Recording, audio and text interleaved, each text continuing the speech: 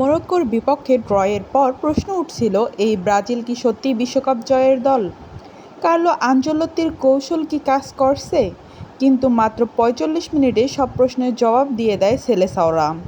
কুনিয়ার জোড়া গোল, ভিনিসিউস জুনিয়রের দুর্দান্ত পারফরমেন্স এবং হাইতির জালে ৩ গোল।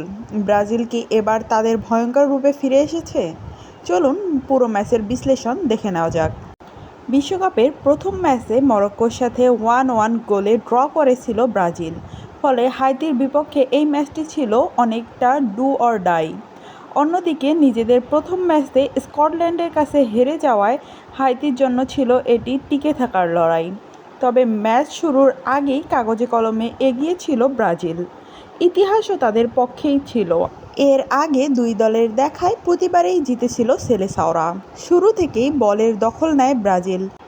ভিনিসিউস, রাফিনিয়া, লুকাস পাকেতা এবং কুনিয়ার দ্রুত পাসিংয়ে বারবার চাপে পড়ে হাইতিয়ার রক্ষণ। ১২ মিনিটেই রাফিনিয়ার একটি গোল অফসাইডের কারণে বাতিল হয়। তখনই বোঝা যাচ্ছিল গোল আসতে খুব দেরি নেই। ভিনিসিয়াস জুনিয়রের শট হাইতির গোলরক্ষক ঠেকালেও রিবন থেকে বল পেয়ে গোল করেন কুনিয়া। কিছুটা ভাগ্যের ছোঁয়া থাকলেও সঠিক জায়গায় উপস্থিত থাকার পুরস্কার পেয়েছেন তিনি। দুর্দান্ত কম্বিনেশনে এবার ভিনিসিয়াসের নিখুঁত থ্র পাস থেকে অসাধারণ ফিনিশিংয়ে নিজের দ্বিতীয় গোল করেন কুনিয়া। এই গোলেই ম্যাচ কার্যত শেষ হয়ে যায়। প্রথমার্ধে অতিরিক্ত সময়ে লুকাস পাকেতার লং পাস থেকে গোল করে নিজের দুর্দান্ত পারফরমেন্সে সিলমোহর দেন ভিনিসিয়াস জুনিয়র। ৩ গোলের সঙ্গেই সরাসরি অবদান রাখেন তিনি। বিরতির পর ব্রাজিল আর অতিরিক্ত ঝুঁকি নেয়নি। আনচেলত্তি খেলোয়াড়দের শক্তি বাঁচিয়ে ম্যাচের নিয়ন্ত্রণ ধরে রাখার কৌশল বেছে নেন। এনরিক মার্টিনেল্লি এবং রায়ানের মতো তরুণদের মাঠে নামিয়ে ভবিষ্যৎ পরিকল্পনার ইঙ্গিত দেন তিনি। এনরিক একবার গোলও করেছিল, কিন্তু অফসাইডের কারণে সেটি বাতিল হয়।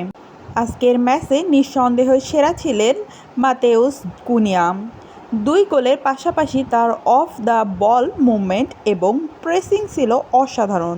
তবে ভিনিসিয়াস জুনিয়রের অবদানও ছিল অনন্য।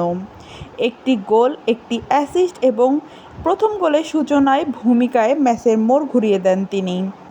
ম্যাচের পরিসংখ্যান: বলের দখলে ব্রাজিল প্রায় ৫৭%, মোট পাস ৫২২+, বড় সুযোগ তৈরি ৩টি, গোল ৩টি। হাইটির এক্সপেক্টেড গোল মাত্র 0.32। পরিসংখ্যানই বলে দিচ্ছে পুরো ম্যাচে কতটা আধিপত্য বিস্তার করেছে ব্রাজিল। মরক্কোর বিপক্ষে ব্রাজিলের সবচেয়ে বড় সমস্যা ছিল আক্রমণে গতি না থাকা। কিন্তু আজ আনচেলত্তির উইং ব্যবহার, দ্রুত পজিশন এবং হাই প্রেসিংয়ের উপর জোর দেন। কুনিয়াকে ফলস 9 হিসেবে ব্যবহার করেন এবং ভিনিসিউসকে ফ্রি রোলে খেলানোর সিদ্ধান্ত নেন। আর এই সিদ্ধান্ত পুরোপুরি সফল হয়েছে। তবে এখনও কিছু প্রশ্ন রয়ে গেছে। বড় দলের বিপক্ষে ডিফেন্স কতটা শক্ত থাকবে? মিডফিল্ডের সৃজনশীলতা কি যথেষ্ট? রাফিনিয়ার চোট কতটা গুরুতর? এই প্রশ্নগুলোর উত্তর মিলবে পরের ম্যাচগুলোতে।